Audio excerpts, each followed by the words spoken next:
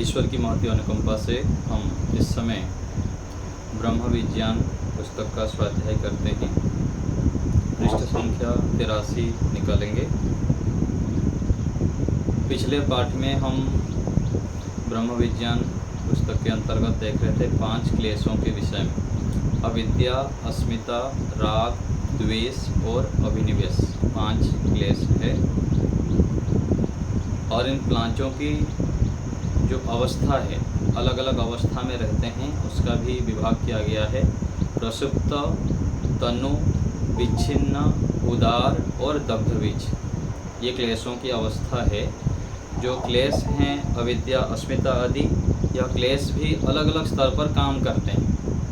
कभी प्रसुप्त अवस्था में रहते हैं, कभी तनु अवस्था में, विच्छिन्न, उदार और दग्धबीज। प्रसुप्त, तनु, विच्छिन्न, उदार और दग्धबीज 5 ये विभाग है। 5 स्तर पर रहते हैं लोग। पहला जो है प्रसुप्त, जन्म जन्मांतर में भोगे हुए भोगों के संस्कार जो सोए पड़े हैं उसको प्रसुप्त कहते हैं। जन्म जन्मांतर में जो भोगों के संस्कार सोए पड़े हैं, उठे नहीं हैं, अभी सोए हुए हैं, आलम्बन मिलने पर उठ जाएंगे, तो उसको क्या कहते हैं? प्रसुप्त। सुप्त अर्थात सोए हुए। तो जो 5 क्लेश हैं, कुछ अविद्या के संस्कार, 83 नंबर 83। तो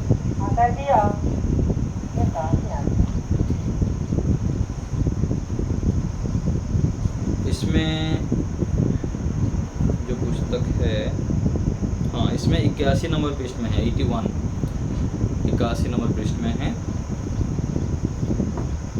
तो प्रसुप्त अर्थात जो जन्म जन्मांतर में संस्कार है उसमें सब सोए हुए हैं। अर्थात क्या होता है ये?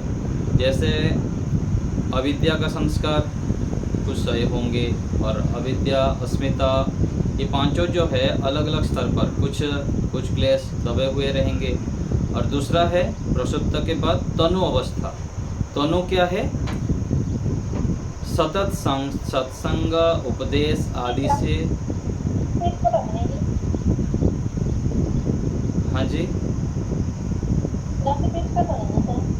81, 80 और 1।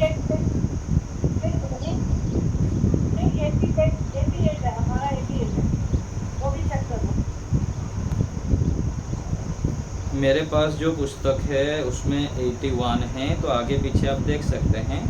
संसार में स्थायी सुख नहीं है, उसके ऊपर ये दिया हुआ है।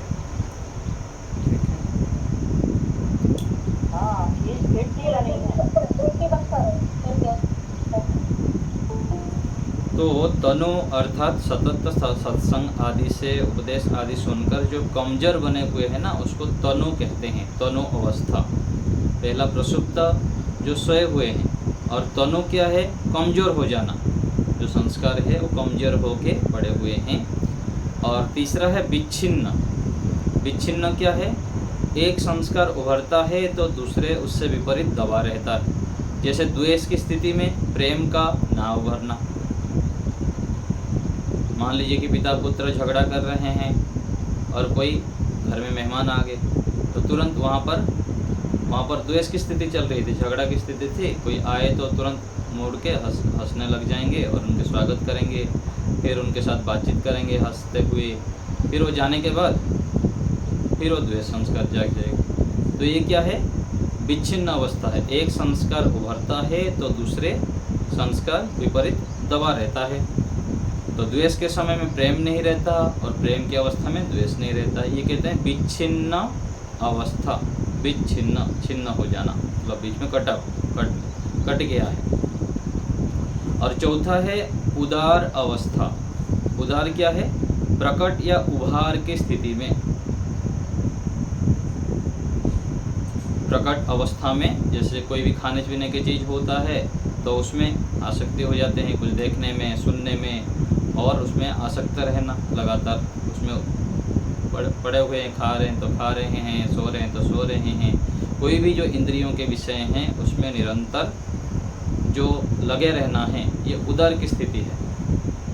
लग जाते हैं, उसको छोड़ते नहीं। और पांचवा स्थिति है दग्धबीज अवस्था।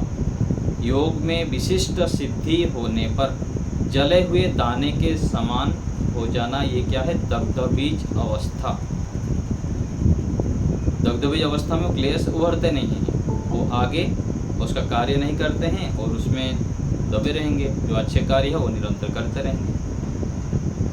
तो प्रसुप्त अवस्था, तनु अवस्था, विच्छिन्न, उदार और दग्धबीज, सबसे श्रेष्ठ क्या है? दग्धबीज अवस्था।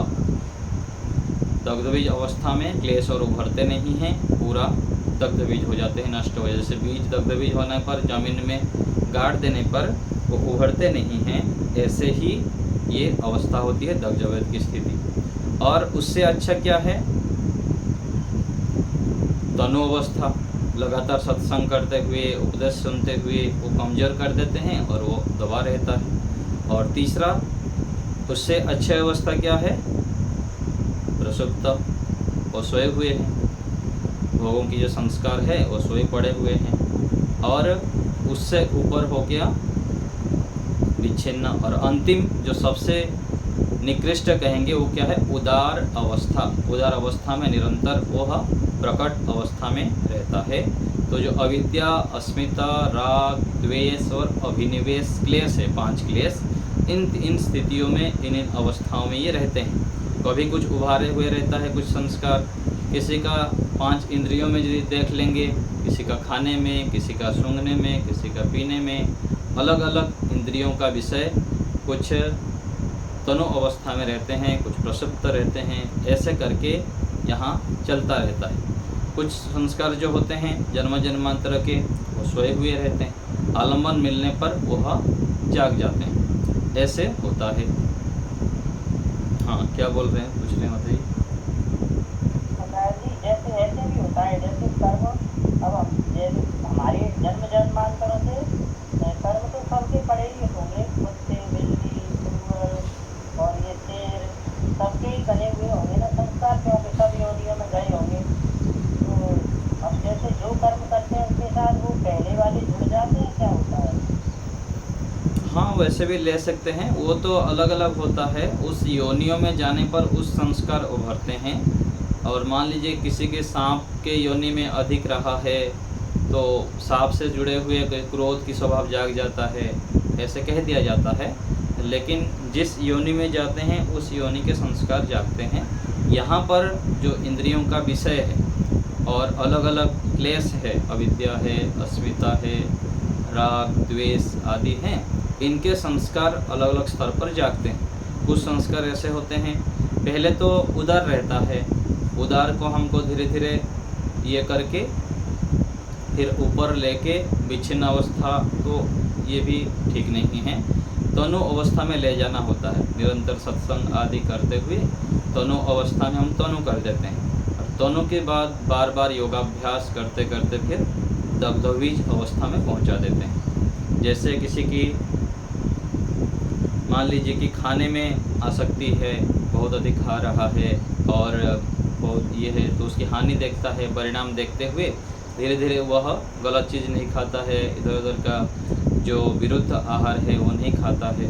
ऐसे करते हुए उस गलत आहार को छोड़ते छोड़ते छोड़ते एक स्तर ऐसा हो जाता है, वह पूरा बिल्कुल उसको ग्रहण नहीं करता है जो उसके शरीर से प्रतिकूल है। तो ये क्या है? फिर दग्धबीज अवस्था में ले जाता है। ऐसे करके अलग अलग इंद्रियों के विषय और क्लेशों को जानना होता है, कौन सा क्लेश मेरे में उभर हुआ है, और उसको पहचानते हुए उसके ऊपर कार्य करना पड़ता है।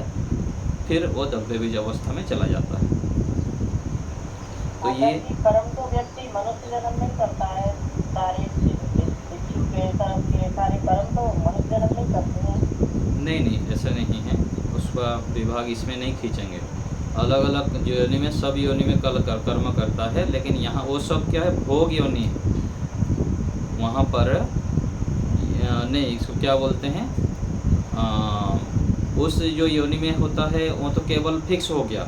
यहाँ पर भोग और अपवर्ग, इसको भोग भी होता है और अपवर्ग के लिए भी प्रयत्न कर पाते हैं इस योनि में। और दूसरे योनि में भी कर्म करते हैं, लेकिन वहाँ पर केवल सीमित कर दिया गया, दंड दिया गया कि आप यहाँ पर ऐसे इसको भोगेंगे। वो तो केवल भोगी होनी है, एकदम तो हम केवल मनुष्य जन्म में आके जैसे कर्म करते हैं उसके अनुसार ही तुम्हें भोगी होनी मिलेगी। हाँ जी, हाँ जी, उस प्रकार से मिलता है। तो यहाँ पर कर्म तो इसी जन्म में होंगे। हाँ जी, नहीं, कर्म जो शब्द आप बोल रहे हैं ना, उसमें सुधार करने की आवश्यकता है। कर्म केवल मनुष्य योनि में करते हैं ऐसा नहीं है, दूसरे योनि में भी तो कर्म होता है। गाय भी कर्म कर रहा है, ये भी कर्म कर रहा है। वो तो ईश्वर की व्यवस्था से हो रहा है केवल, बस व्यवस्था से हो रहा है वो अलग बात है। जो हम हम शब्द प्रयोग कर रहे हैं ना कि कर्म केवल मनुष्य योनि में करते हैं, वो शब्द नहीं कहेंगे हम। कर्म तो सभी योनियों में कर रहे हैं। नैमित्तिक कर्म, नैमित्तिक और स्वाभाविक, हाँ, वहाँ पर वैसे तो फिक्स हो गया, उस दृष्टि से देखेंगे तो ठीक है। हाँ, तो यहाँ पर दूसरे हिसाब से देखेंगे यहाँ पर कि जो मनुष्य योनि में नैमित्तिक कर्म करता है, मनुष्य नहीं तो बोल सकते। हाँ ठीक है, ऐसे मान सकते हैं कि वहाँ पर, यहाँ पर व्यक्ति वहाँ पर जो फिक्स कर देता है ईश्वर, उसके आधार पर वो कर्म करता है। यहाँ जीवात्मा को स्वतंत्रता दी जाती है कि आप कुछ भी कर सकते हैं, ऊंचाई से ऊंचाई तक बढ़ सकते हैं, और यदि गलत संगति करेंगे तो आप नीचे भी आ सकते हैं। इस दृष्टि से रहता है। इसी जन्म में करने से ही तो गिरेंगे हम, नीचे पता नहीं क्यों। हाँ जी, तो प्रसुप्त, तनु, विच्छिन्न, उदार और दग्धबीज, ये क्लेशों के 5 अवस्था है। इनको हमें देखना होता है कि हमारे अंदर कौन से अवस्था में क्लेश है, और उसको जानते हुए तनु और आगे दग्धबीज भाव को ले जाना होता है। फिर जब दग्धबीज कर लेते हैं, कई बार क्या होता है, एक एक क्लेश, अविद्या के क्लेश को हम दग्धबीज कर लिए, अविद्या अस्मिता को कर लिए, राग 3 हो गया, और द्वेष और अभिनिवेश बच गया, तो उसके ऊपर कार्य करना होता है।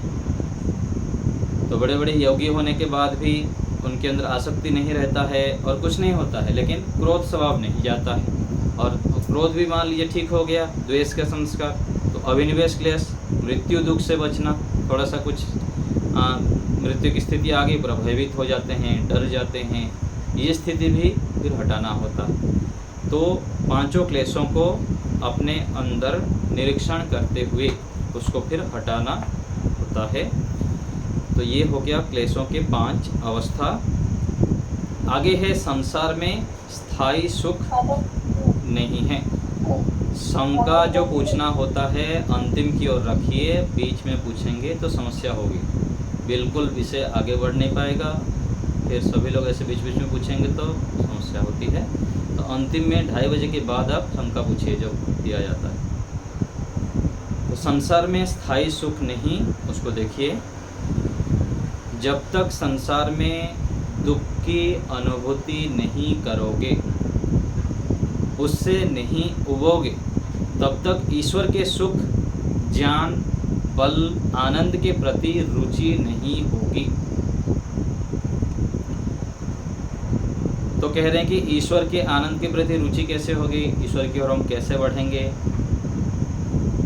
तो उसका उपाय बता रहे हैं कि जब तक हम संसार में दुख की अनुभूति नहीं करेंगे, यहाँ पर हम क्या सोचते हैं कि इस वस्तु से छोड़ देंगे, उस वस्तु को पकड़ लेंगे तो सुखी हो जाएंगे, इससे संबंध तोड़ देंगे, उससे संबंध जोड़ देंगे तो सुखी हो जाएंगे, इस स्थान को छोड़ देंगे, उस स्थान पर सुखी हो जाएंगे। और अलग अलग संसार की जो विषय भोग होते हैं उससे हम सुख की अपेक्षा करते हैं। जैसे सांख्य दर्शन में एक प्रसंग आता है, सूत्र आता है कि न स्थान नियम चित्त प्रसादनम, चित्त के प्रसादन के लिए कोई भी स्थान का नियम नहीं है, कहीं भी हम चित्त की प्रसाद को बनाए रख सकते हैं। तो ऐसे ही संसार की कोई भी वस्तु, व्यक्ति, स्थान, प्रत्येक जगह पर दुख छिपा हुआ रहता है। जब हम उस छिपे हुए दुख को देखेंगे तब क्या होगा, ईश्वर में प्रीति होगी और ईश्वर की ओर निरंतर हम बढ़ पाएंगे। कहीं भी चले जाएं, कुछ भी वस्तु ले लें, सब में 4 प्रकार के दुख छिपा हुआ है। जैसे योग दर्शन में आया है, परिणाम दुख, ताप दुख, संस्कार दुख और गुणवृत्ति विरोध दुख। कोई व्यक्ति सोचता है कि मैं 10वीं पास कर लूँगा तो सुखी हो जाऊँगा, 12वीं पास कर लूँगा तो सुखी हो हो जाऊंगा। फिर आगे सोचते हैं मैं ग्रेजुएशन कर लूँगा, सुखी पूर्ण हो जाऊंगा, नौकरी प्राप्त कर लूँगा तो सुखी हो जाऊंगा। तो सुख ढूंढते ढूंढते ढूंढते फिर व्यक्ति अंतिम में जब ईश्वर की शरण में जाता है तब पता लगता है कि ये तो संसार के जितने भी सुख थे वो तुच्छ थे, ईश्वर ही अंतिम सुख के सागर है। तो ऐसे सोच के हमको विचार करना है कि उससे नहीं उबोगे। जब तक संसार में हम दुख की अनुभूति नहीं करेंगे तब तक उबेंगे नहीं और ईश्वर की ओर बढ़ेंगे नहीं। तो तब तक ईश्वर के सुख, ज्ञान, बल, आनंद के प्रति रुचि नहीं होगी। और संसार में सुख तो है पर पूर्ण सुख नहीं है। हमको चाहिए पूर्ण सुख, स्थायी सुख, नित्य सुख। लेकिन संसार में क्या है? अस्थायी सुख है। कोई ना कोई दुख लगा हुआ है संसार में, और जो थोड़ा सुख है वह भी दुख मिश्रित है। जो भी संसार में सुख है वो क्या है? दुख मिश्रित है।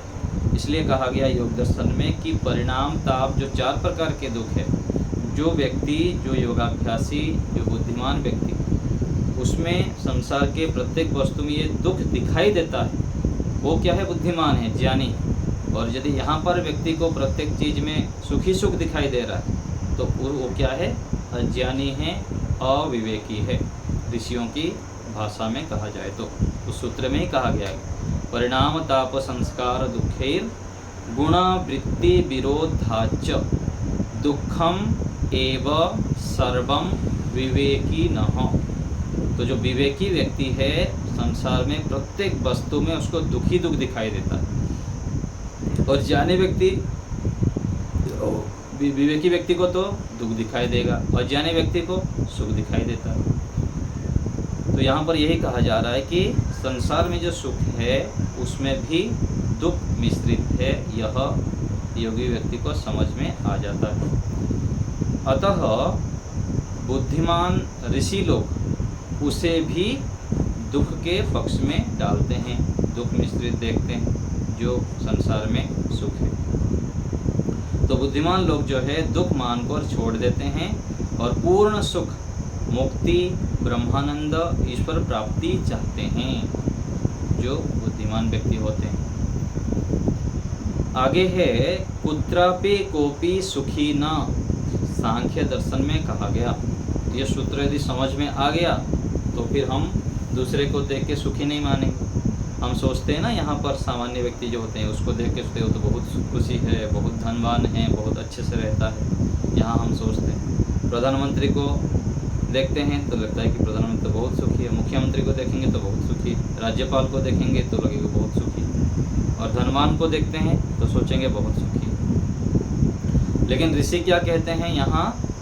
कुत्रापि कोपि सुखी न, अर्थात संसार में कहीं भी कोई भी पूर्ण सुखी नहीं है। सुखी तो है, थोड़े बहुत है, किसी के पास 5 रुपये का सुख है, किसी के पास 10% है, किसी के पास 20% है, लेकिन 100% सुख संसार में किसी के पास भी नहीं है। हाँ, सुख जो योगाभ्यासी व्यक्ति हैं, जिनकी इच्छाएं कम हैं, आवश्यकताएं कम हैं, और जो ईश्वर से अधिक जुड़ा रहता है, ईश्वर के सानिध्य में रहता है, ईश्वर के प्रति समर्पण भाव रखता है, उसके पास सुख अधिक रहता है सामान्य सांसारिक व्यक्ति के तुलना में।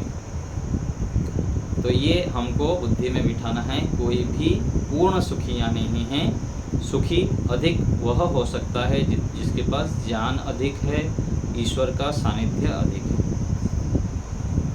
आगे बता रहे हैं न्याय दर्शन का सूत्र देकर, विविध बाधना योगात दुखम एव जन्म उत्पत्ति ही। तो दुख का कारण क्या है? क्यों यहाँ दुखी रहते हैं? शरीर मिल गया, कोई भी सुखी नहीं है बता रहे हैं। तो कह रहे हैं कि दुख का कारण यह है कि अनेक प्रकार के दुखों के साथ संबंध होने से शरीर में आना, जन्म लेना ही दुखी का कारण है, दुखी है। शरीर आ गया, शरीर से जुड़े हुए हैं तो फिर दुख है। एक सत्संग में एक स्वामी जी बता रहे थे कि ये जो हम हैं क्या हैं, शौचालय के टैंकी के अंदर हैं। हमको यदि कोई शौचालय के टैंकी के अंदर भर दिया जाए तो कितने देर हम रह पाएंगे? नहीं रह पाएंगे, वहाँ से भागना चाहेंगे दौड़ दौड़ के। लेकिन अभी हैं हम शौचालय के टैंकी के अंदर, कभी विचार करते हैं? और ये वास्तविकता है। हम आत्माएं तो शुद्ध बुद्ध हैं, लेकिन शरीर क्या है? कचरा के पेटी, पूरा मलमूत्र आदि से, रक्त रस मांस मज्जा आदि से भरा हुआ। फिर भी हम इसमें रहना चाह रहे हैं, इससे निकलना नहीं चाह रहे। निकलना नहीं चाह रहे अर्थात ईश्वर के प्रति तड़प नहीं हो रहा है। इसको लिए कितना समय लगा देते हैं? कोई थोड़ा सुबह लगा दिया, कभी शाम को थोड़ा लगा दिया। जैसे योगाभ्यासी व्यक्ति होते हैं, घंटों घंटों ध्यान करते हैं, घंटों घंटों ईश्वर के विषय में चिंतन करते हैं, दिन भर ईश्वर से जुड़े रहते हैं। कोई बिरला ही करते हैं, कम व्यक्ति करते हैं। इससे क्या उसका प्रतिफल क्या लगता है कि हम यहाँ संसार में शरीर में रहना चाहते हैं। तो शरीर में रहेंगे तो दुख रहेगा, क्योंकि यहाँ संसार में बहुत प्रकार के दुख के संबंध से हम युक्त रहते हैं। हम जितना भी अच्छे कार्य करें, अलग अलग व्यक्तियों के माध्यम से, वस्तुओं के माध्यम से, और बाढ़, भूकंप, तूफान, झड़ आदि से भी हमको दुख मिलेगा ही मिलेगा। तो विविध दुख, अलग अलग प्रकार के दुखों से, बाधा से युक्त रहने से यहाँ पर दुख मिलता है, और उसका कारण है जन्म लेना। और आगे यदि जन्म को हमको हटाना है, बचना है जन्म से, तो फिर ईश्वर से जुड़ना पड़ेगा और इस शरीर को छोड़ना पड़ेगा। उसके लिए प्रयत्न करनी होगी। आगे बता रहे हैं, अथा तो ब्रह्म जिज्ञासा, संसार को भोग कर देख लिया, दुख ही दुख है, ये समझ में आ गया, तो क्या करेंगे फिर? अब ब्रह्म के जानने की इच्छा करनी चाहिए। समस्या यह है कि यहाँ पर इतना संस्कार हमारा दृढ़ हो जाता है कि थोड़ा सा ठोकर आया, ईश्वर के चरणों में हम गिर जाते हैं, फिर ठोकर आता है, फिर गिरते हैं, फिर संसार में आ जाते हैं, फिर इसमें यहाँ पर आसक्त हो जाते हैं। फिर बार बार ठोकरें खाते खाते खाते खाते पिटाई खाते हुए फिर व्यक्ति एक बार जागता है, फिर ईश्वर को पकड़ लेता है। तो संसार में दुख ही दुख है। जब समझ में आ जाता है तब व्यक्ति ईश्वर के चरणों में जाकर गिर जाता है, फिर ब्रह्म को जानने की इच्छा करता है। आगे आत्म इंद्रिय मनो अर्थ सन्निकर्षात् सुखे दुखे सुख दुखे, वैशेषिक दर्शन का सूत्र है। आत्मा जब मन, इंद्रियां और विषय के साथ संबद्ध होता है तब सुख दुख की उत्पत्ति होती है। जब शरीर से संबंध नहीं है, प्रलय अवस्था में रहता है, वहाँ तो मूर्छित पड़ा रहता है। और एक शरीर छोड़ने के बाद फिर जब दूसरे शरीर मिल जाता है, इंद्रियों के साथ संबंध हो जाता है, आत्मा, इंद्रियां, मन आदि सब जुड़ जाते हैं, फिर सुख दुख का मिलना शुरू हो जाता है। तो शरीर है तो सुख दुख है, शरीर नहीं रहेगा फिर हम मोक्ष में ईश्वर के आनंद में आनंद से युक्त हो जाएंगे हम। तो ये है जन्म और सुख दुख साथ साथ जुड़ा हुआ है। जन्म नहीं तो सुख दुख नहीं, जन्म है तो सुख दुख भी रहेंगे। तो ये 4 हो गया। अभी पूछिए, ये जो है आगे इसका फिर पढ़ेंगे। सूत्र आप बता रहा था मैं, उसको आगे बता रहे हैं परिणाम तक। उससे पहले किसी को कुछ पूछना है तो बताइए। कुसुम माता जी बोलिए, क्या बोल रहे थे आप?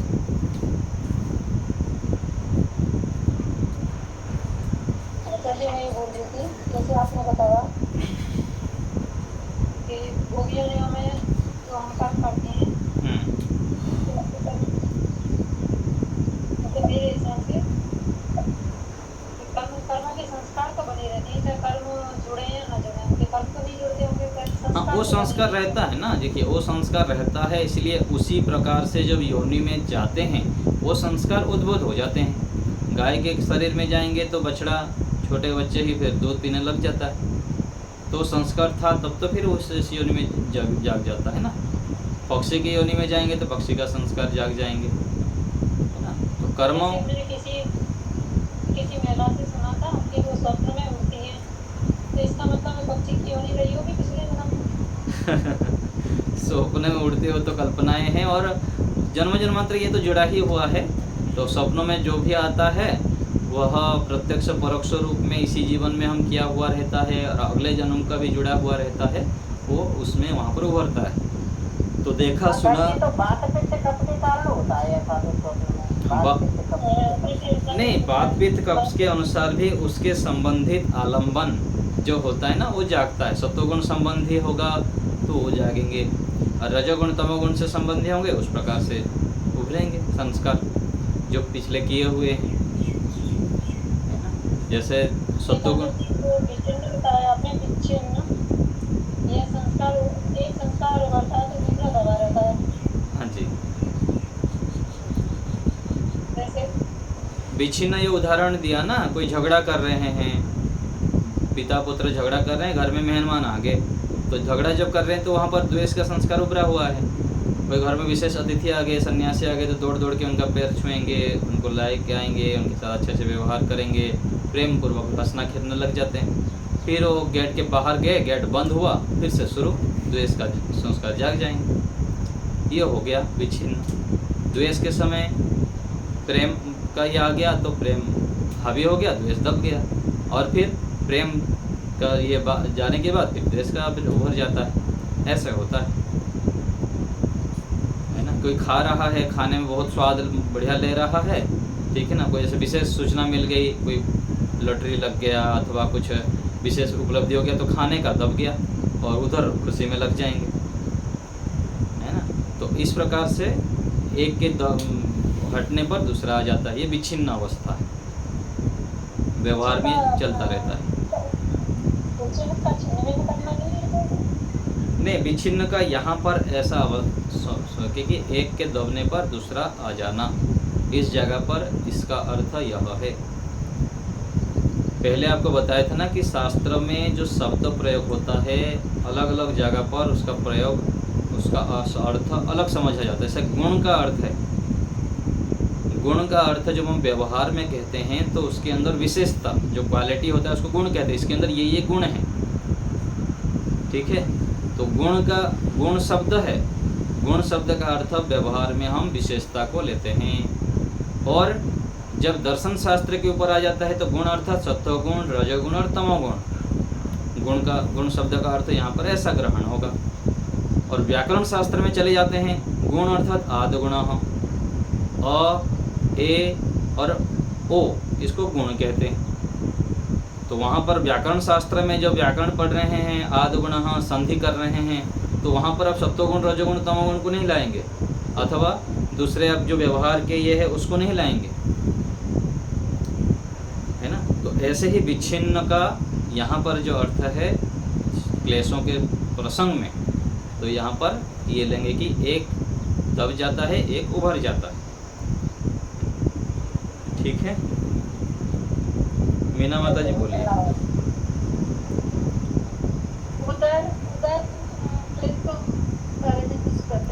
उदार अर्थात प्रकट या उभार की स्थिति में रहना। जैसे जवानी अवस्था में लड़का लड़की कैसे मौज मस्ती करते हैं, अथवा वो क्या करते हैं, गाड़ी चलाएंगे तो पूरा तेज से चलाएंगे। जवानी की अवस्था में रहता है ना, खाना पीना मौज मस्ती करना, एक आयु में पूरा लगे रहते हैं ना जोश से। ये क्या है, उदार अवस्था है। जवान की अवस्था होने पर खाना पीना, देखना सुनना, ये सब चीज़ें पूरा उदार की स्थिति में, तो उसमें कुछ भी दिखाई नहीं देता है ना। फिर जब वृद्ध हो जाते हैं, बूढ़े हो जाएंगे, तो फिर सारे इंद्रियां शिथिल हो जाते हैं, दुख दिखाई देने लग जाता है वहाँ पर। फिर सत्संग करते हैं, अच्छे अच्छे कार्य करते हैं, फिर वो संस्कार को दबाते हैं। तो सामान्य स्थिति में उदार में भी कुछ चीज़ें ऐसे होता है कि साधना तो बहुत कर रहे हैं, लेकिन सुनने में बहुत ये है, कुछ चीज़ें, कुछ इंद्रियों का जो होता है विषय, देखना सुनना खाना, कुछ इंद्रियों का विषय उभरा हुआ रहता है, वो अपने अपने स्तर पर स्वयं को देखना होता है। खाने में आसक्ति जैसे रहती दिन है। भर बदलता है नहीं? अच्छा जी। दिन भर भी बदलता है और पूरा जीवन में भी कुछ इंद्रियों का एक विषय होता है, अलग अलग व्यक्ति के अंदर वो उभरा हुआ रहता है। जैसे ऐषणा है, लोकेषणा, पुत्रेषणा, वित्तेषणा। किसी को सम्मान की बहुत इच्छा है कि मुझको वाह वाह मिलता रहे, लोग बड़ाई करते रहे, फूल माला देते रहे, है ना, और सबके सामने मुझको प्रशंसा होता रहे। साधना तो बहुत कर रहे हैं, सत्संग तो बहुत कर रहे हैं, लेकिन ये रहता है। और किसके ये प्रशंसा नहीं रहता है, चलो जो है, लेकिन बच्चों में मोह रहेगा, शिष्यों में मोह रहेगा, मेरे बहुत सारे शिष्य हो, मेरे बच्चे के मोह रहता है, बच्चों के विषय में हर समय सोचते रहते हैं, तो ये पुत्रेषणा हो गया। और मान लीजिए हाँ, उभरा हुआ रहता है, जो बता रहा हूँ उदार अवस्था। मान लीजिए सम्मान की इच्छा भी नहीं है, पुत्र की ऐसा भी नहीं, लेकिन वित्त का रहता है। एक कोई है हमारे परिचित में, वो ये सब तो नहीं है, लेकिन वित्तेषणा है, बहुत धन इकट्ठा करते रहते हैं, इकट्ठा कौन खाएगा कौन लेगा उसका पता नहीं उनको, लेकिन संग्रह करते रहते हैं, तो भर भर के पढ़ते रहो, ना पुण्य करना, ना परोपकार करना, ना कुछ। और कुछ व्यक्ति होते हैं जितना भी रहा है लोगों को दान कर देंगे, गाय को खिलाएंगे, बंदरों को खिलाएंगे, और अनाथों को देंगे, गुरुकुल में सहायता करेंगे, और देश धर्म के हित के लिए पैसा लगा देंगे। तो इसमें ऐषणाओं के विषय में भी ऐसा ही है, और जो शब्द स्पर्श रूप रस गंध इसके विषय में भी ऐसे ही होता है। ये उदार अवस्था अलग अलग व्यक्ति के अंदर अलग अलग रूप से रहता है, उसके साथ जब व्यवहार करते हैं फिर समझ में आता है ना। कुछ तो दबे रहेंगे और कुछ उभरे हुए रहेंगे, है ना। तो ऐसे होता है, किसी का मान लीजिए कुछ होते हैं ना, कुछ बच्चे ऐसे होते हैं कान में लगा के गुम गुम गुम सुनते रहते हैं, गाना म्यूजिक सुनते रहेंगे, उनका अलग विषय कुछ नहीं, खाने में उनके अधिक ये नहीं है, पहनने में अधिक नहीं है, लेकिन दिन रात जब देखो सुनते रहते हैं। तो प्रत्येक के अंदर कुछ कुछ संस्कार उभरे हुए रहते हैं, उसको पहचानना होता है, फिर उसको धीरे धीरे तनु करना, फिर उसको दग्धबीज भाव की ओर ले जाना होता है। ठीक है। अच्छा आचार्य जी, जो सनातन का मतलब क्या है? सनातन सनातन अर्थात पुराना, जो पूर्व आदि काल से हमारा जो चले आ रहा है ना, सनातन संस्कृति। सनातन अर्थात पुराना, सनातन का जो मूल शब्द करेंगे कि पुरातन, आदि समय से जो चला आ रहा है। हम सनातनी हैं, सनातनी अर्थात हम ऋषियों के संतान हैं। हम सनातनी मतलब हम जो वैदिक मार्ग के अनुगामी हैं। सनातनी अर्थात जो हमारे प्राचीन सभ्यताएं हैं, संस्कृति है, उसके अनुसार चलने वाले व्यक्ति हैं। ठीक है ना, तो उसको सनातन कहते हैं। हम सनातन संस्कृति को मानते हैं, अर्थात वैदिक संस्कृति को मानते हैं, ऋषियों की संस्कृति को मानते हैं, ऐसे।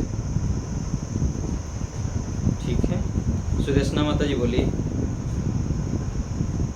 अच्छा जी, नमस्ते जी। अच्छा जी, तो अपना अंदर जो क्लेश थोड़ा बहुत अगर हम जान लिए तो उसको मैंने कम करने के लिए क्या कैसे कम करना पड़ेगा? मैंने कैसे इसको दबाएंगे? बहुत अधिक तपस्या करनी पड़ती है। सामान्य तपस्या से, सामान्य पुरुषार्थ से जाते नहीं हैं, क्योंकि हजारों बार, लाखों बार, करोड़ों बार हम उस क्रिया को आवृत्ति किए हुए रहते हैं। तो उसको दबाने के लिए हमको अधिक से अधिक जप करना पड़ता है, घंटों घंटों जप करना, अर्थपूर्वक बड़े बड़े यज्ञ करना, बड़े बड़े परोपकार करना, ईश्वर की उपासना करना, स्वाध्याय करना घंटों घंटों, वैसे बहुत अधिक पुरुषार्थ करने पड़ते हैं, तब जाके उसके ऊपर हम विजय प्राप्त करते हैं। जैसे बताया था ना कि सामान्य जो कुछ भवन होता है तो उसको तो हथौड़ा में तोड़ देते हैं, और बड़े बड़े जो बिल्डिंग होता है उसको क्या करते हैं, बुलडोजर लगाना पड़ता है। तो ऐसे ही हमारे अंदर जो दोष क्लेश होते हैं वो सामान्य पुरुषार्थ से जाते नहीं हैं, थोड़ा सा करेंगे फिर वो उभर जाएंगे। तो बहुत अधिक जप, तप, ध्यान, ईश्वर का सानिध्य, परोपकार, शुभ कर्म करना पड़ता है। शुभ कर्म के फलस्वरूप हम अशुभ कर्म को दबा पाते हैं, नष्ट कर पाते हैं। तो ये जो क्लेश होते हैं, सभी क्लेश हमारे अंदर नहीं रहता है, रहेगा, सभी भी रहेगा, लेकिन कुछ कम कुछ अधिक रहेगा। और जो कम है उसको तो हम नष्ट कर सकते हैं, लेकिन अधिक के लिए अत्यंत पुरुषार्थ करना पड़ता है। इसलिए कहा जाता है जो क्लेश को दग्धबीज करते हैं वो समाधि अवस्था में ईश्वर के सानिध्य में होता है। तो दग्धबीज की, क्योंकि बहुत पूरा परत परत जमा हुआ रहता है, पूरा खुरद खुरद के निकालना पड़ता है। जैसे कोई किराना दुकान में सुना हो, किराना दुकान में इतना भीड़ होता है दिन भर, तो जो रात के समय ना वहाँ इतना परत हो जाती है कि उसको पूरा ये फावड़ा लगा के घिस घिस के पूरा उसको रगड़ रगड़ के ये करते हैं, इतना मेल परत जम जाता है दिन भर चलते फिरते वहाँ पर। तो ऐसे काई भी जम जाता है तो कितना हमको रगड़ना पड़ता है। ऐसे ही हमारे अंदर संस्कार जो होते हैं बहुत दृढ़ होते हैं, उसके लिए अत्यंत पुरुषार्थ करना पड़ता है। व्यक्ति बहुत रोता है, पिटता है, बहुत अधिक पुरुषार्थ करता है, फिर भी वो संस्कार जाते नहीं। किसी को शराब पीने का आदत बन गया, जन्म जन्मांतर से लाखों बार पिया है और इसी जीवन में 30 साल 40 साल पीता रहा, फिर अंत में छोड़ना चाहिए तो छोड़ नहीं पाता। ऐसे ही अलग अलग व्यसन होते हैं, तो बहुत अधिक पुरुषार्थ करना पड़ता है और ईश्वर की सहायता सबसे अधिक ये रहता है, क्या बोलते हैं, शीघ्रता से हो जाता है। ईश्वर की सानिध्य, ईश्वर की भक्ति और ईश्वर से प्रार्थना, तब जाके ये हम सफल हो पाते हैं। ठीक है माता जी? हम सब काम करते हुए ईश्वर के प्रति समर्पण रहना चाहिए। हाँ जी, तब जाके होता है जी। और कौन पूछ रहा था? मधुसूदन जी या कौन है? दूसरे हाथ उठाए हैं, एम नाम से है क्या? कौन है? हाथ उठाए हैं, बोलिए। हाँ जी माता जी बोलिए।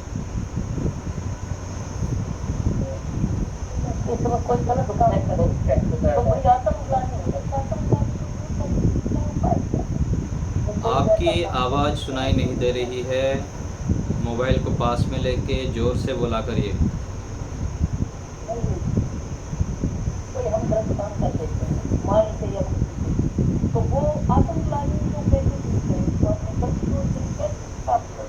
वो तो रहेगा ही, वो रहेगा, वो तो अच्छी स्थिति है। हाँ, जो गलती हमको पता लग रहा है ना, वो होता है, लेकिन उसको सुधार के लिए फिर बार बार प्रयत्न करेंगे तो हो जाएगा। उसमें पुनः पुनः उसको पकड़ना, फिर विचार करना, ईश्वर से सहायता लेना, फिर अच्छे कार्य में लगे रहेंगे तो फिर हट जाता है। ठीक है जी। मधुसूदन जी बोलिए।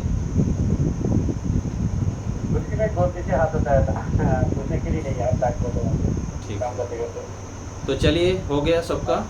तो ये क्लेशों की स्थिति हम विचार किए। क्लेश 5 क्लेश होते हैं: अविद्या, अस्मिता, राग, द्वेष और अभिनिवेश। और इन क्लेशों को हटाने के लिए इनकी अवस्थाओं को भी जानना है, हमारे अंदर किन किन अवस्था में हमारे क्लेश की स्थिति है, और उसको जानते हुए निरंतर पुरुषार्थ करेंगे तो इसमें हम सफल हो सकते हैं। तो आज यहीं रखते हैं।